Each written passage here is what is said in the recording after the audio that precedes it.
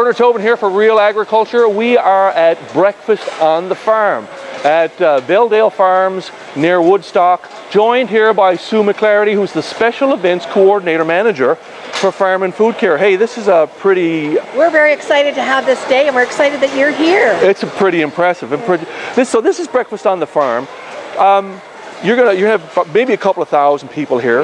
Talk about the history of this event, how it's come about. So the history of this event, we heard about this event, Breakfast on the Farm in Michigan. Michigan State runs them. So a couple of us went over there to see how they ran, and it was the same thing. They just open a farm, they have local volunteers come, and it's for the public to come out and just ask questions of farmers. What do you do on the farm? What do you feed your cows? What do you do? So it was awesome there, so we thought we'd do a pilot here. So we did it 3 years ago in New Dundee, quite close, another dairy farm. Since then, this is our 5th one. Wow. And we moved across the province, and we've done different livestock, and we always have really great response from the general public. It's a consumer event. Well, that's the thing. The objective is to tell the farm story to consumers. It's not a farmer event. No, it's not a farmer event. We have a lot of farmers that come as volunteers. They're thrilled to come and talk about what they do. And the consumers are very happy to come and see a real farm and talk to a farmer. A lot of them don't know a farmer, have never been on a farm. Right. Now, I'm looking around here. You're expecting a couple thousand people today? We are expecting 2,000 people for breakfast. Right. Yes, so we provide breakfast for everybody to start out the day. All Ontario breakfast. All the food is donated from industry people. And so they have breakfast, and they have a self-guided tour. And today we have 150 volunteers that will tell everybody about all the different aspects. And the other big part is Explore Agriculture, which is all these tents that are here from all the different commodities and ag organizations and the plowing matches and the banks, because agriculture encompasses all of that.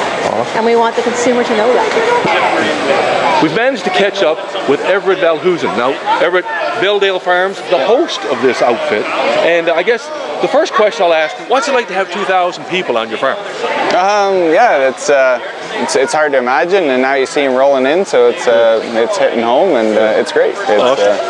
Now, hey, it's very well organized. Yeah, we'll talk about that in a second. Tell us about the farm.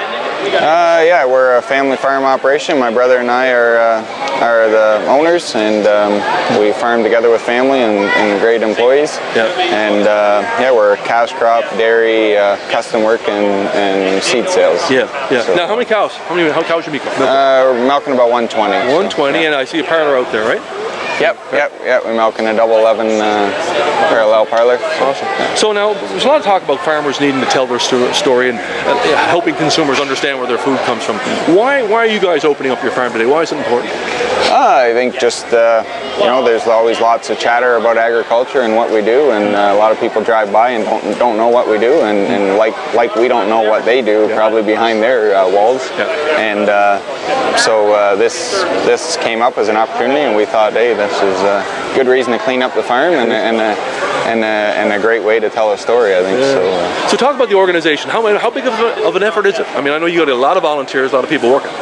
Yeah, so you know what, it's just make the place look good, and everything else gets done for you. So it's Farm and Food Care is an awesome organization and did a great job. Final question for you. I mean, you talked to a lot of people here already today. It's early in the day.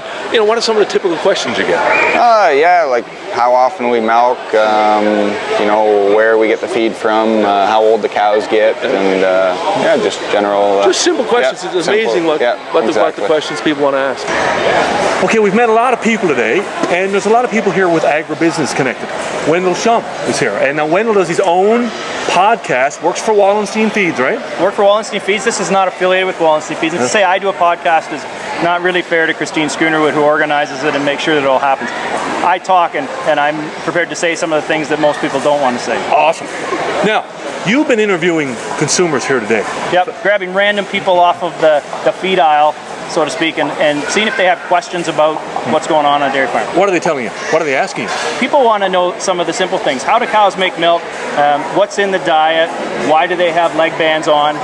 Some of those kind of simple questions. And the thing that I'm impressed with is that they trust the answers, and they believe that farmers are doing the right things. And people tell me how impressed they are with how clean the farm is and how comfortable the cows are. Now, I mean, you are in agribusiness, farming.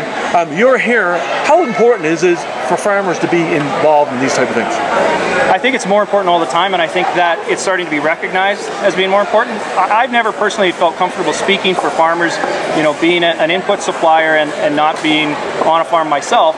But more and more I'm realizing that if we're going to have our livelihoods based on the success of farmers, we need to be prepared to stand up and speak about some of the positive things farmers are doing, and it's just one of the ways that I think we support what they're trying to accomplish every day. They're busy doing the day-to-day operations and looking after the animals. The least we can do is tell people what a great job they're doing.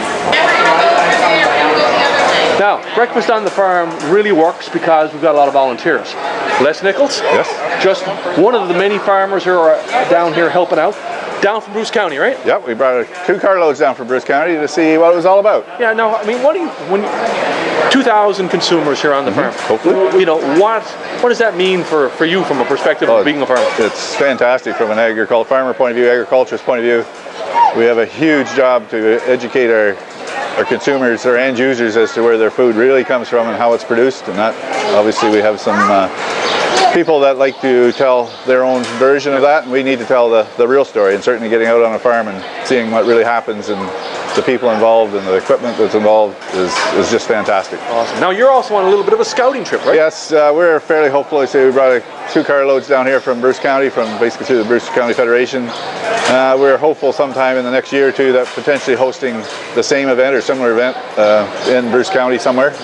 Probably Lakeshore area, simply because obviously it has to be somewhere where we can draw that urban crowd. Right. So yes, that's part of our goal here today. And lots of lessons, lots of information to take back. Oh yeah, yes, definitely.